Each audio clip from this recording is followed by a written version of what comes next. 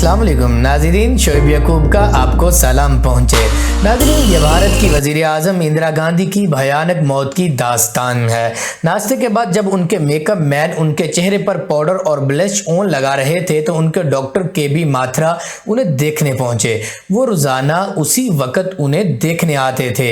इन्होंने डॉक्टर माथुरा को भी अंदर बुला लिया और दोनों बातें करने लगे। इन्होंने अमेरिकी सदर रोनाल्ड रेगन की ज़रूरत से ज़्यादा मेकअप करने और 80 साल के उम्र में काले बाले होने का मजाक भी उड़ाया। 9:10 पर जब इंदिरा गांधी बाहर आईं तो बहुत खूबसूरत धूप चमक रही थी। इन्हें धूप से बचाने के लिए सिपाही नारायण सिंह ने काली छतरी लिए इनके साथ साथ चल रहे थे। इनसे चंद कदम पीछे थे कांग्रेस के अहम सियासी रहनुमा RK धून और उनके थोड़ा पीछे थे इंदिरा गांधी के जाती खादम नाथूराम। सबसे पीछे थे उनके जाती security एहलकार sub inspector Rameshwar Dayal. अचानक वहां तैनात सिक्योरिटी गार्ड बेअंत सिंह अपनी रिवॉल्वर निकाली और इंदिरा गांधी पर निशाना लगाया। इंदिरा गांधी के पेट में गोली लगी।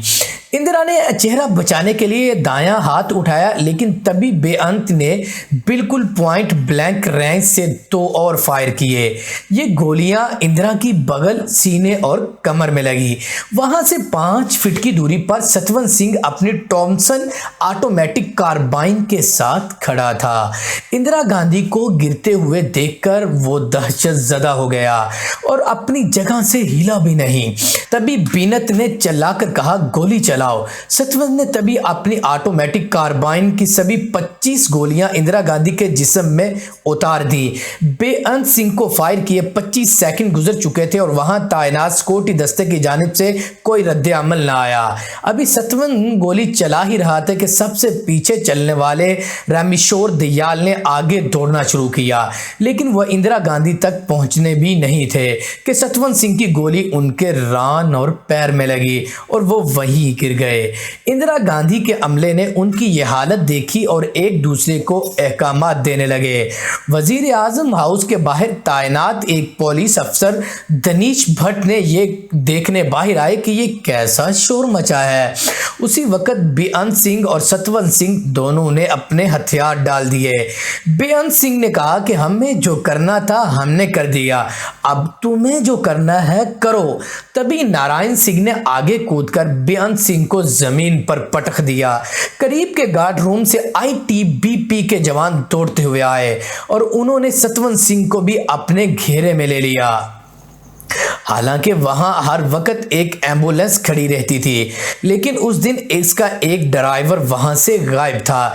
जैसे ही कार चलने लगी, सोनिया गांधी नंगे पांव अपने ड्रेस गाउन में मम्मी मम्मी चिल्लाते हुए भागती हुई आई।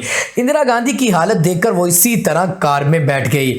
इन्होंने खून से लथपथ इंदिरा गांधी का सर अपनी गोद में रख लिया। कार बहुत तेजी से all India institute of medical sciences यानी एम्स की जानिब रवाना हुई। 4 किलोमीटर के सफर के दौरान कोई भी कुछ न बोला। सोनिया का गाउन इंदिरा के खून से भीग चुका था, लेकिन वजीर आजम हाउस से किसी ने एम्स के अमले को फोन करके ये ना बताया कि इंदिरा गांधी को जख्मी हालत में अस्पताल में लाया जा रहा है। इमरजेंसी वार्ड का गेट खुलने और इंदिरा के कार से उतारने में 3 मिनट लग गए। गेट पर एक स्ट्रेचर तक मौजूद नहीं था, क्योंकि किसी को इस बात की इतला ही नहीं थी कि इंदिरा गांधी को गोली लगने के बाद अस्पताल में लाया जा रहा है।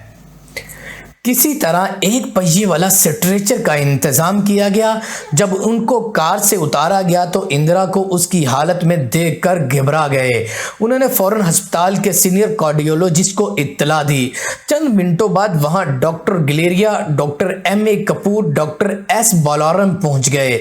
इलेक्ट्रोकार्डियोग्राम में इंदिरा गांधी के दिल में मामूली सी हरकत दिखाई दे रही थी, लेकिन नब्ज में कोई हरकत न थी।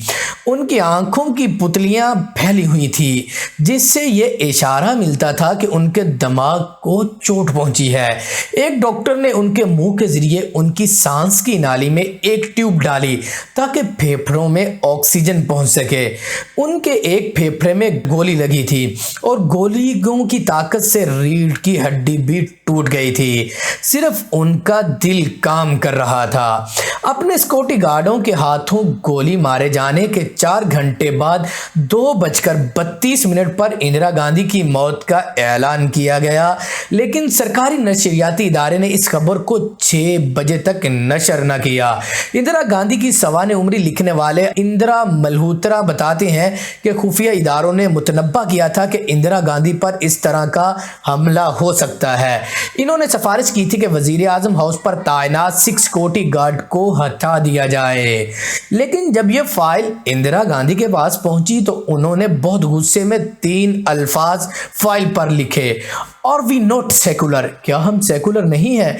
इसके बाद यह तय किया गया कि एक साथ 2 सिक्योरिटी गार्डों को एक साथ इंदिरा गांधी के करीब ड्यूटी पर तैनात न किया जाएगा। 31 अक्टूबर के दिन सतवंत सिंह ने यह बहाना बनाया कि उनका पेट खराब है, इसलिए उन्हें बैतुल खला के करीब तैनात किया जाए। इस तरह बेअंत और सतवंत सिंह दोनों एक साथ तैनात हुए। उन्होंने इंदिरा गांधी से सिखों के खिलाफ होने वाले ऑपरेशन ब्लू स्टार का बदला लिया। तो कैसे लगी आज की ये हमारी दिलचस्प और अंदोनाक कहानी? अगर अच्छी लगी है तो हमारे चैनल को सब्सक्राइब करें। मिलते हैं नेक्स्ट वीडियो में, तब तक के लिए अल्लाह निगहबान।